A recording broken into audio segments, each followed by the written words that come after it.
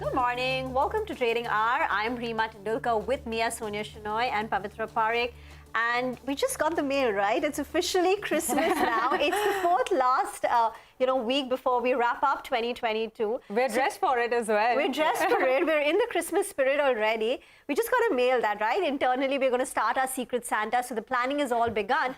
And for the markets as well, right now, at least, it appears to be a bit subdued. The benchmark indices are down close to about 0.4%. But the mid-caps are outperforming yet again. The mid-cap index is holding up in the green. But the big trade that's taking place in the Asian market has been the outperformance of the markets linked to China. Especially, look at the way Hang Seng has moved up. Hang Seng is up close to about 3.5%. The Shanghai is up nearly 1%. You can see strength even in the others, like the Taiwanese markets, Korean markets. Just as an FYI, to give you a sense of the kind of outperformance we've seen from Hang Seng. Hang Seng hit its 52-week low on 31st of October.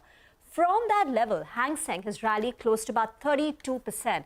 And that gives you an indication about how this mean reversion. These are markets which underperformed from the beginning of 2022 till the 31st of October. And now that trade appears to be reversing. So the outperformance of Hang Seng China versus India continues. And that's the reason why metal stocks too are higher in trade. The big gainers on the Nifty include Tata Steel, JSW Steel, Hindalco. Outside of that, Nalco is surging as well. The big cue for the day is the exit poll for the two state elections, Gujarat as well as Himachal Pradesh. The exit poll results will be released post-market hours today. The actual results will be known during market hours on 8th of December.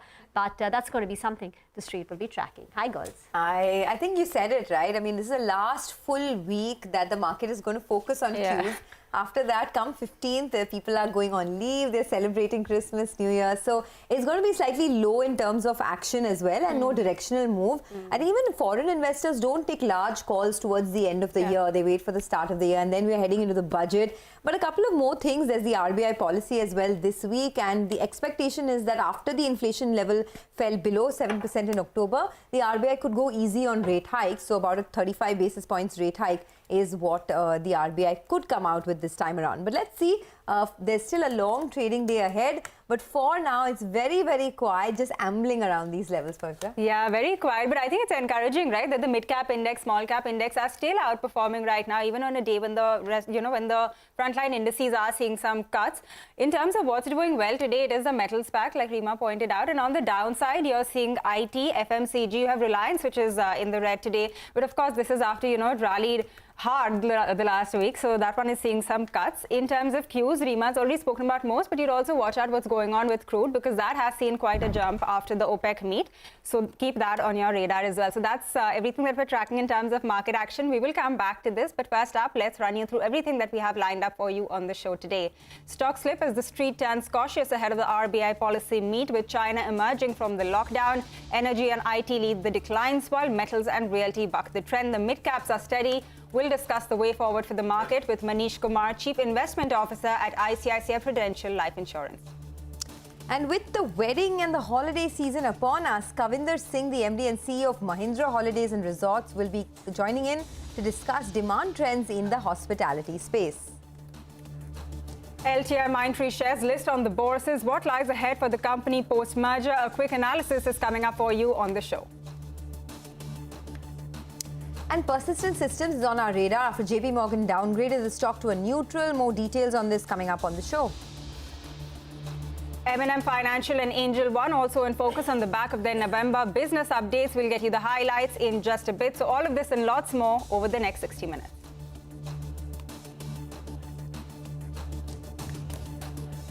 Well, December stands for merrymaking, going out, traveling with your loved ones. This is the perfect opportunity to take stock of what the hotel industry trends are looking like for the month of December, which will wrap up the Q3 quarter as well. We're now joined by Kavinder Singh, the MD and CEO of Mahindra Holidays and Resorts India, on the show now.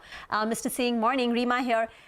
December occupancies, what are they looking like? And with that, if you could give us a sense, what will the average of Q3 stand at?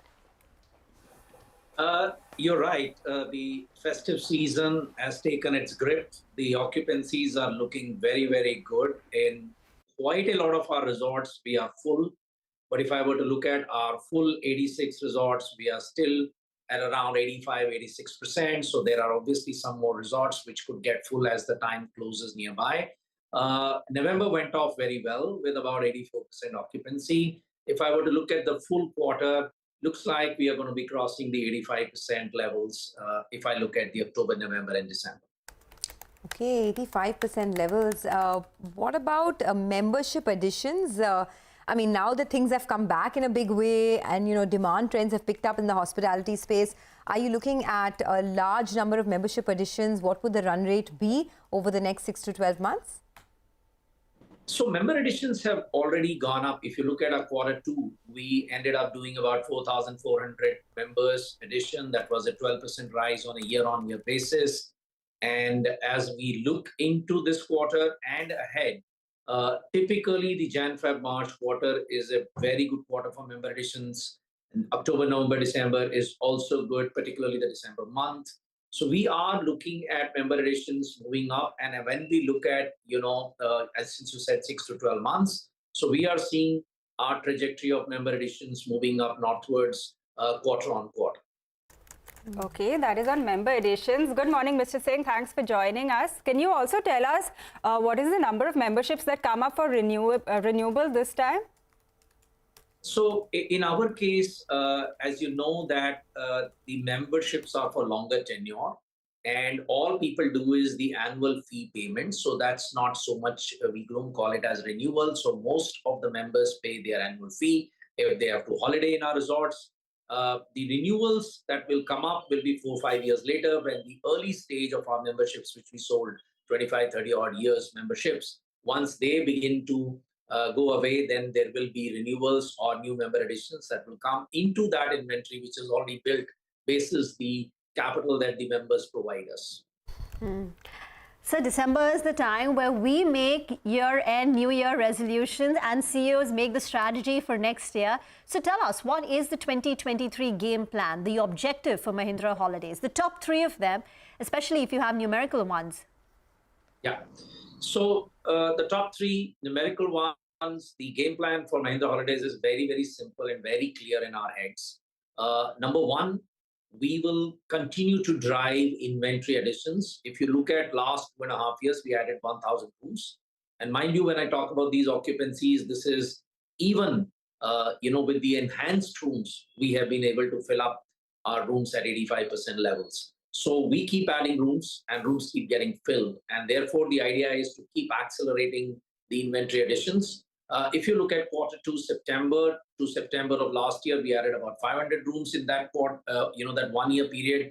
Q2 of last year to Q2 of this year, we want to accelerate our member additions. We have significant investments lined up, including acquisitions, to take our resort count as well as our inventory count. So as you know, we had said that we will do something like FY25, we will do 5,500 odd room additions. So we are going to surpass that number earlier than what we had planned. So we are looking at accelerating room additions through our own investments, as I said, acquisitions.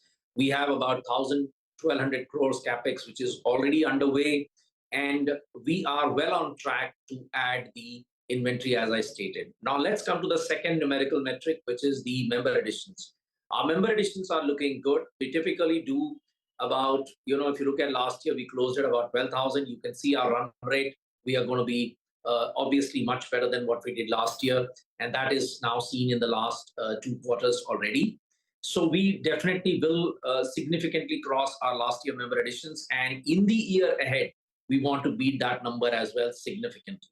So that's as far as the member additions go. The third metric that we want to keep in our mind is that how do we ensure that our experiences are top notch? Because that is what gets us referrals, digital. So our customer acquisitions and upgrades are already showing a very good momentum in the digital and referrals. They are at about 57-58% of our customer additions happening through digital and referral route. And our upgrades have almost doubled in Q2. When I say upgrades, it means people moving up the season or the apartment level. So the upgrades, the overall momentum that I mentioned in the inventory as well as member additions is something that we are looking forward to in the FY24. Okay, so you reach your target much earlier than expected, the 5,500 room target. This is a long pandemic lull that we saw, and now this whole hospitality industry sort of taking off, right? Any other way that you plan to sort of boost your either market share or your growth? Are you looking at more ad spends? Are you looking at a large amount of discounts or any kind of incentives for customers? Because we're seeing it across the board, whether it's in hospitality, whether it's in aviation, to make good this kind of boost. There are campaigns, discounts across the board. So what are you doing in order to sort of increase market share or increase growth? So for us, growth actually is a function of, as I mentioned, both the member additions as well as the inventory additions. So on the inventory additions, as I said, investments, acquisitions, that's going to be the focus, which is on the supply side. And I think your question is more on the demand side. Yes, on the demand side, we are firing up the demand through multiple actions. We are running, as we speak, campaigns on digital. We have very, very successful campaigns that we did in the last 2 months in the T20 series. We are also creating, very, very attractive offers. As we speak, there is an offer. If you were to buy into a Club Mahindra membership, you could be going with your family to Disney as well as a tour of Paris. So we routinely come out with these kind of offers, including cruises. And that is something that we will continue to drive because that leads to the demand uptick. So definitely consumer communication, brand communication, digital campaigns, and offers for the customers, they are definitely being rolled out and are being rolled out as we speak, which will lead to a further increase in momentum, as I was speaking earlier. All right, got that. Mr. Singh, on your margins, if I can just ask you, I know we've already seen quite a rise since the pre-COVID level. I think it's up around 500 bips. Can you tell us where this is likely to, trend going forward? The last figure that we had was around 19.5. Oh, yes. So the good news is that despite the fact that we had pandemic, despite the fact that we, had those difficult times, but we have grown cash as well as profits during the pandemic. And post-pandemic, as you can see, our margins moved up by 500 basis points, which means despite the heightened level of activities, we have been able to grow our margins. So when we look ahead, there are 2-3 thoughts that we have on margins. Number one, we are sustainability leaders in hospitality industry. We have 8 of our resorts are green certified. Sustainability, while it is so important from the business standpoint, is also helping us lower our costs. Particularly, we have 21 resorts which are running on solar now. So we are accelerating on the resort side, the cost, management through the sustainability actions as well. And if I were to look at our, people and the way we have taken care of people during the pandemic, that we have been rated as the best workplace in hospitality for 2 years in a row. So we will continue to add value to our, team members through giving them multi-skilling opportunities, which is also helping us manage costs better. So there are cost levers that we will continue to play. And there have been a price increase that continues to happen on a routine basis, whether it is on our F&B, whether it is on membership prices. So a combination of price increase actions, combination of cost reduction actions, as I was alluding to, will ensure that our margins will remain robust as we keep going ahead. 28% margin in EBITDA and about 14% margin in PBT, while growing cash and having a cash balance of 1,000 crores in net, net zero debt kind of a you situation. spoke about the, sorry to interrupt you. So you spoke about the cash balance, and that was, a question that I had as well. Any plans to do a buyback, return the cash to shareholders in any way? So as far as the cash is concerned, the decisions of the board on cash would be obviously final.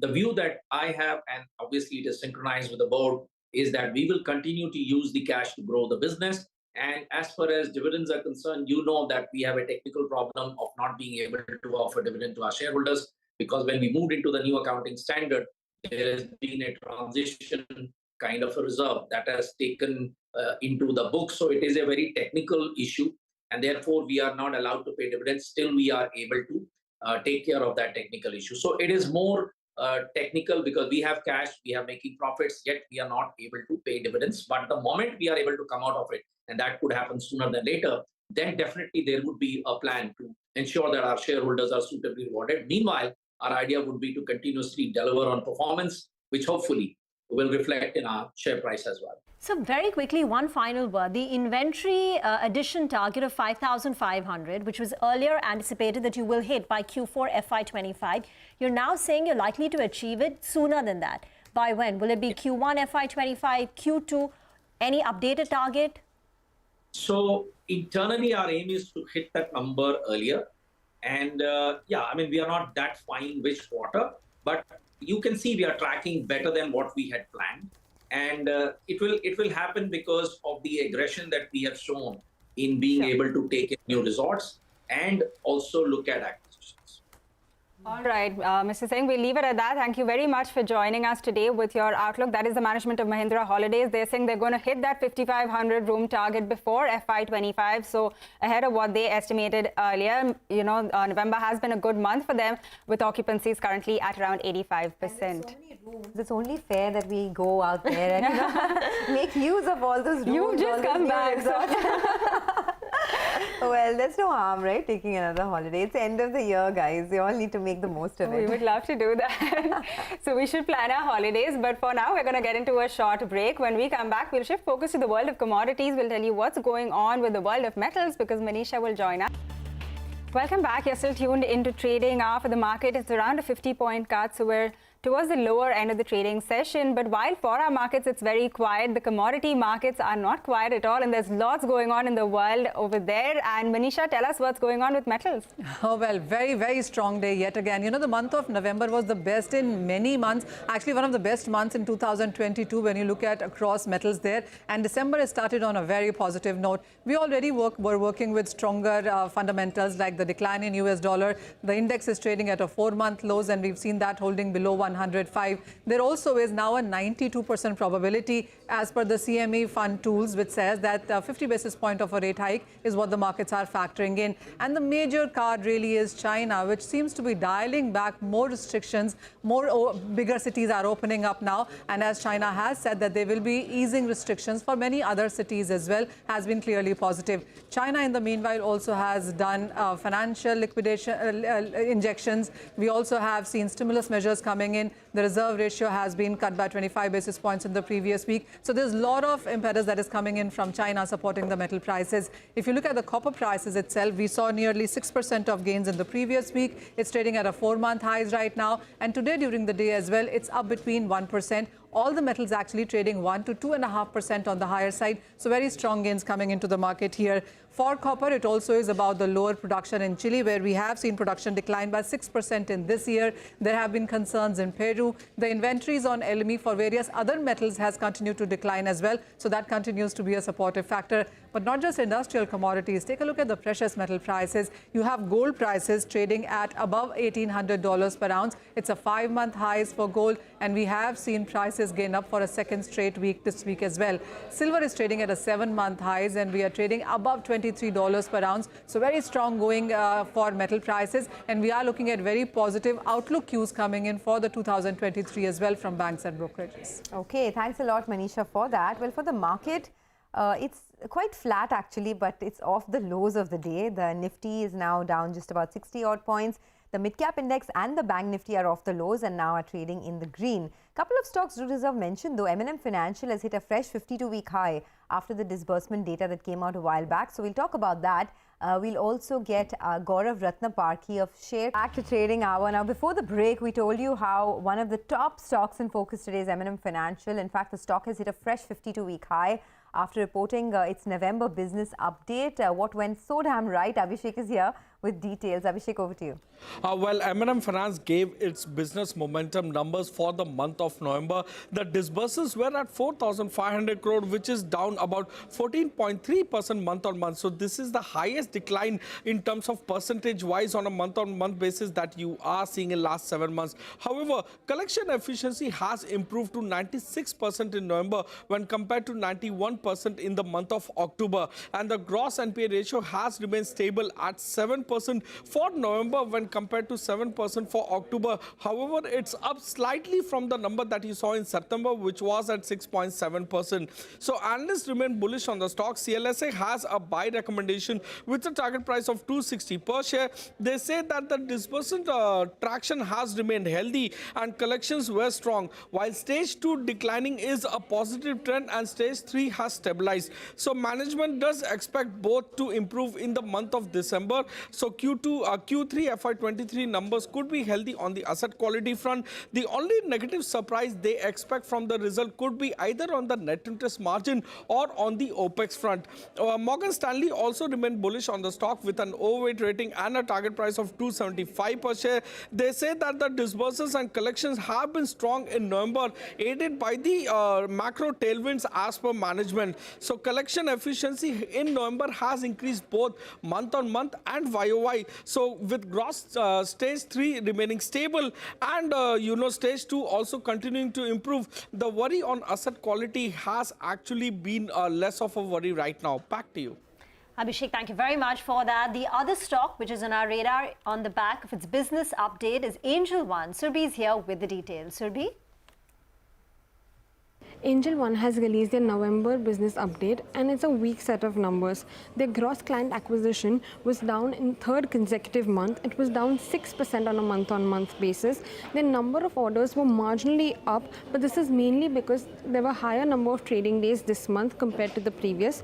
They have seen a significant drop in the client funding book as well. The client funding book was down 18% on a month-on-month basis at 1292 crores versus 1575 crores in the previous month.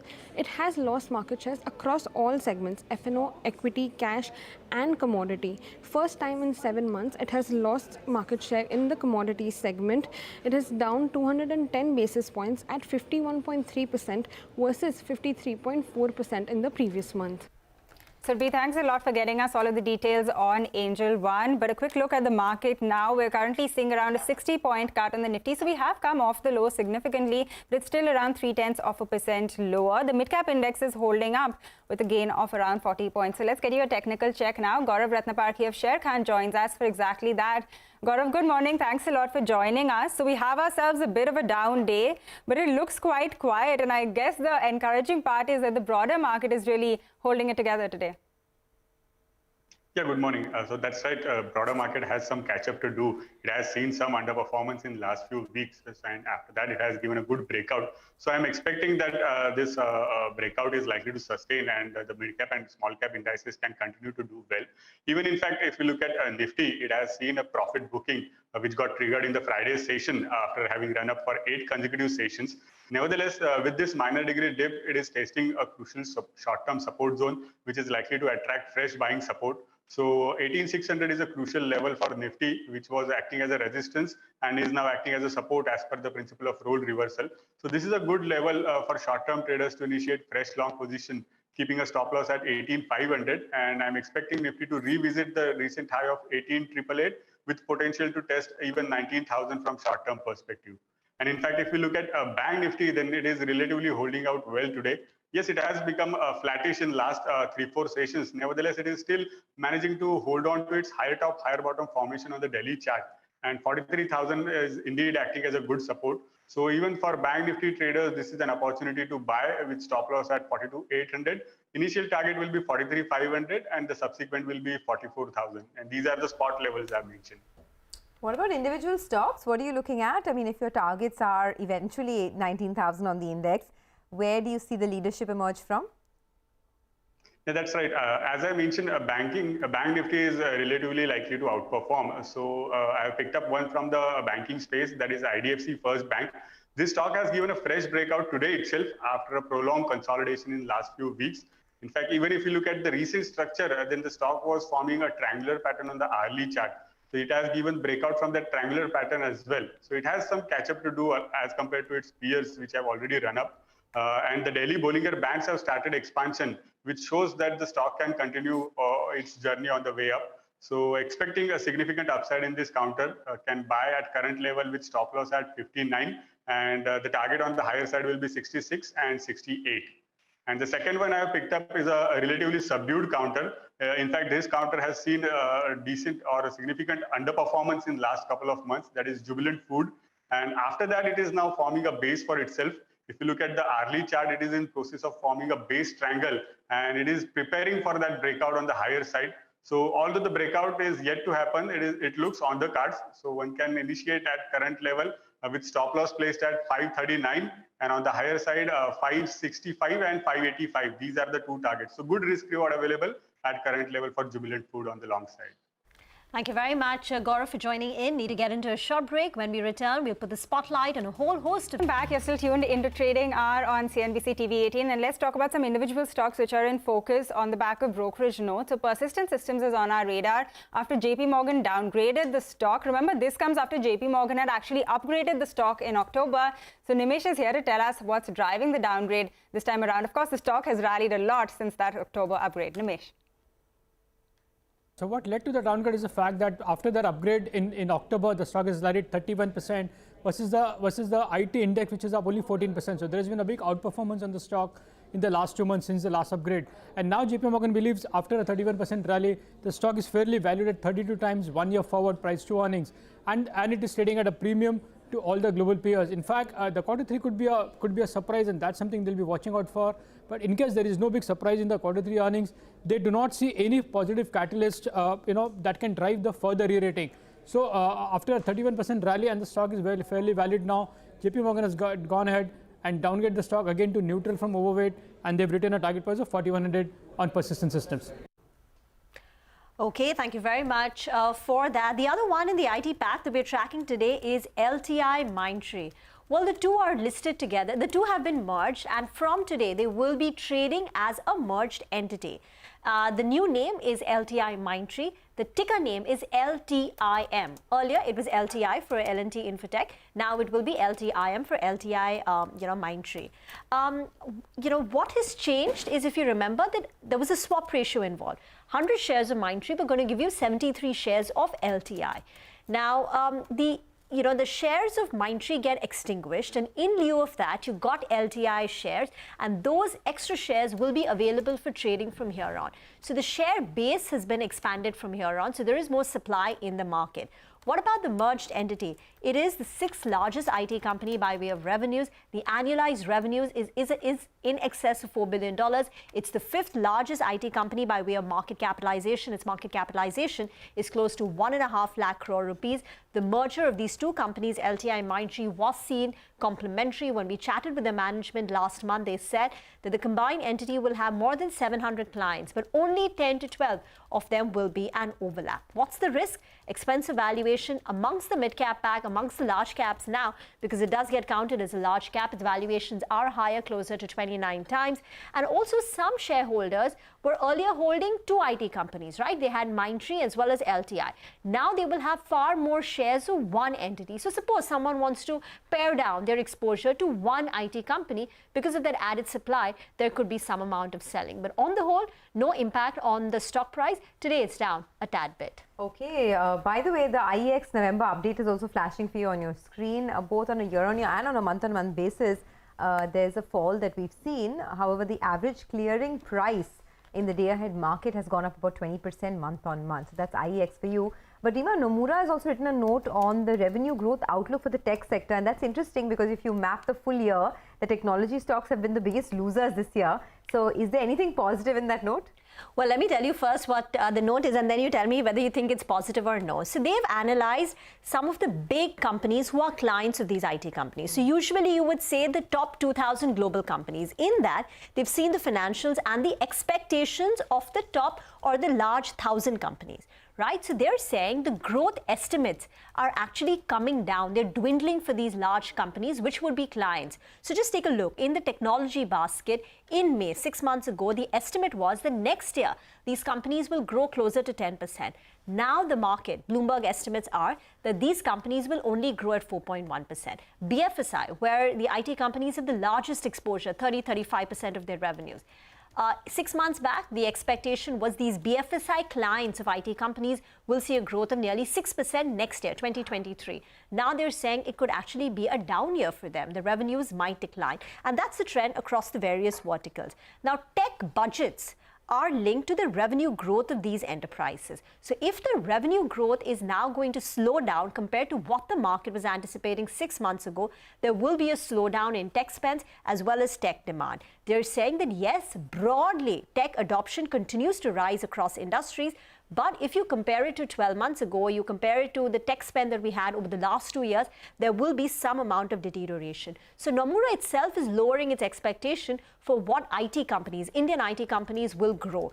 Earlier, they were anticipating that, now they're saying that versus about a 12% growth, 13% growth this year, next year growth will come down to 8%. They're also saying companies which have a high exposure to consulting, which is the discretionary spending, like Wipro, could get impacted, and companies which have a greater exposure to Europe could be the ones which will be affected more. So that would be something like TCS. They're also talking about valuations, where they're saying IT sector valuation is moderated significantly, but it's still at a premium to the broader markets. But the premium that it had has fallen compared in the last 6 months. The continued headwinds on growth, as they pointed out, implies that you need to be sector stock specific when you go and buy IT names. So their top picks are Infosys in the large cap space and Persistent in the mid cap space, and they have a reduced rating on TCS. So that's the big call from Nomura. All right, Reema, very interesting, and thanks a lot for getting. Okay, it's very, very quiet today. The best you can say about the market is just marking time around this 18,650 level,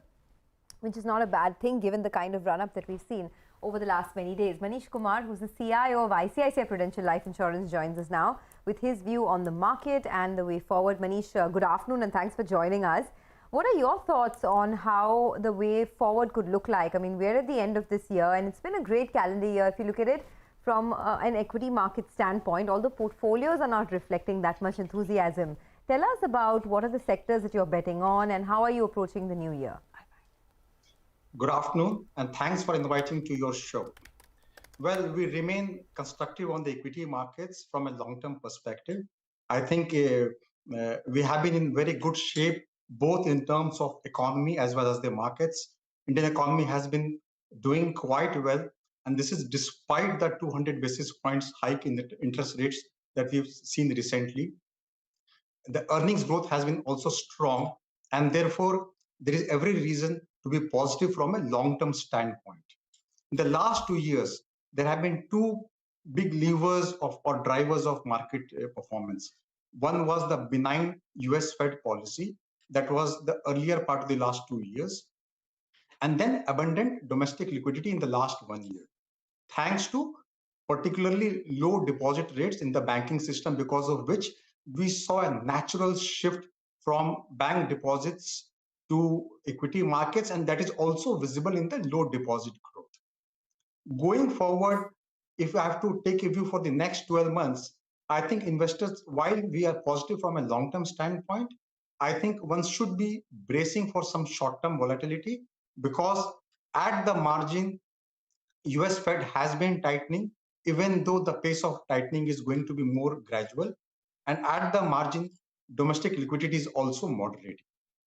So Manish, what are the tactical calls that you would make for the next, say, 3 to 6 months to brace through this volatility? For the next 6 months, not a long-term picture. Which are the sectors which could outperform? Which are the sectors which are likely to underperform? Tactical changes. Yeah. So we have been positive on banking sector. So it has been a structural call for us, not just a tactical call. And we'll continue to remain positive on the space. Actually, we believe that the sector is in a kind of a Goldilocks phase where the growth is strong, the margins look good, and even the asset quality performance looks quite healthy. So that is one space where we remain constructive, and it will stay constructive even tactically. Apart from that, we'll also remain constructive or overweight on sectors like telecom, capital goods, and you can say some of the organized retail stories. So these are the areas where we'll stay positive over the next 6 months. In fact, some of these will likely to remain positive even from a longer duration. Okay. Hi, Mr. Kumar. Good morning. What do you think of the auto space? A lot of these stocks have also done very well. Do you think there's more to go here? So auto is one sector where, while we are positive, given that there has been some run-up in the valuations, at least some of the better run companies there, they're quite expensive, and therefore we are going to be neutral on this space. We think that next year the sector should do well, but in terms of positioning, possibly there could be offering better price points to go overweight. So right now our positioning is somewhat neutral as far as auto sector is concerned. Okay, when you say neutral positioning, just to follow up there, I mean, looking at some of the strongest stocks this year, right? M&M is one of them. It's up over 50%, and the management was very confident of maintaining a 5 to 6% growth in the tractor industry and very strong sales in SUVs. So if someone is holding on to these stocks, do you recommend that they continue to hold, or do you churn out, because as you said, there doesn't seem to be much valuation headroom? So when I said neutral view on the sector, that was actually with reference to the sector. If you look at the portfolios that I am managing, you will see that we are also overweight on some of the stocks. So it is not really, it was actually a sector call. But when it comes to individual stocks, yes, there is a case to be overweight on some of the domestic themes, and we are going to be underweight some of the global themes. You said you're bullish on telecom. Do you think telecom stocks will continue to do well even if we do not get a price hike in the near future? I know there's premiumization taking place, and in any case, ARPUs are increasing as people upgrade to higher value plans. But are you anticipating a price hike from the telcos? And if yes, what is your expectation? When can we see one, and the quantum? Well, while it is very difficult to give a precise timeline, and this is something which even the companies are not telling us, but this is the way we think it will play out. Assume there is a tariff hike, then the companies certainly benefit directly from that, and therefore there is a case to stay invested. Assume there is no tariff hike, then I think the industry consolidation will accelerate and will move faster and faster towards a two-player market. So whichever way you want to look at it, from a medium-term standpoint, I think the players where we are invested in, they are likely to do well on a relative basis. Besides, our call on telecom is not just about the view on this sector. We are also having a preference for some of the domestic themes over the global themes. And we believe that next year, given the fact that we are ourselves expecting some volatility in markets, this is a good theme to be overweight on and manage that volatility. Okay, the other space that you like is also retail. Which way would you play the retail stocks, and what do you think the overall growth for this basket could look like? So it varies quite significantly across companies. So there are companies which are growing at in very high double-digit kind of growth, and there are companies with a lower growth rate as well. But wherever we see that the valuations are more reasonable and the growth rates remain strong, and that is something which we are seeing in some of the QSR themes and also some of the organized retail themes.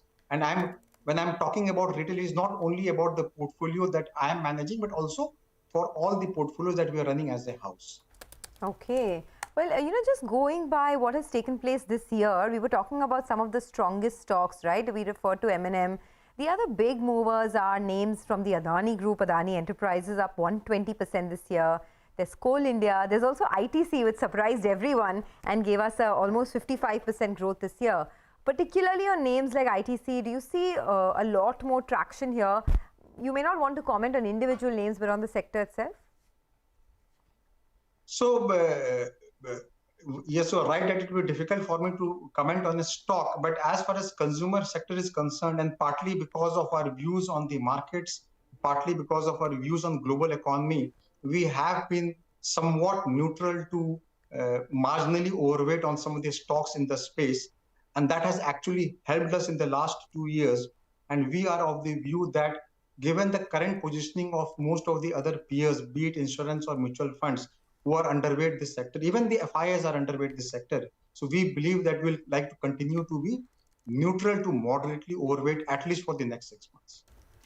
Manish, we'll leave it at that. Thank you very much for joining in. Need to get into a break. We'll come back with more on the market. Stay tuned. 18,640 in the Nifty, lower by 54 points. The Sensex is down 200 points. ONGC has made a big up move right now. The stock has gained 1.8%. UPL, State Bank of India, is seen buying. It opened in the red, but since then, the stock has gained close to about 0.5%. And a couple of these consumer names, HUL, Tata Consumer, are also trending higher in trade. Piramal Enterprises too. The stock has surged 4%, very large volumes. There has been a sudden spike in the stock. And keep your eye on Aditya Birla Capital. Last week as well, the stock was on a tear, and today on large volumes it's rallied close to about 3.5%. But as we wrap up on trading hour, we leave you with some important market opinion that we got earlier today from Gautam Trivedi of Nepean Capital. Thank you for watching. Halftime Report is up next. MSCI Asia ex Japan it saw a 17% rally. It's the second highest in the history that you've seen a single month rally of as much as 17%. Of course, a lot of that was propelled by $8.5 billion of foreign buying into China. And I think that's what I find as a bit of a concern for our market, given the fact that money invariably ends up flowing from higher valuations to valuations which are more attractive. We are still 100%, 130% at a 130% premium to MSCI China. So I think that risk clearly remains for the Indian market. From a foreign institutional buying perspective, domestic is a separate story. More than half the investors now in the Indian market, given the proliferation of demat accounts, have gone up 3x in the last 2.5 years. I still stand by the fact that we are in the middle of a bear market rally. We're not out of the woods. The other thing, of course, is if you look at the Bloomberg consensus for world GDP growth, it's down from, as in this year, estimates are 2.9%, and next year, 2023 calendar, are anywhere from 1.8 to 2%. So clearly a slowdown. The question really is, how deep does the recession in the US and Europe get to? And nobody has an answer to that. Now, if you look at the MSCI All Country World Index, the United States accounts for 61% in terms of weightage. So that will drag down the rest of the world if a recession were to get deep.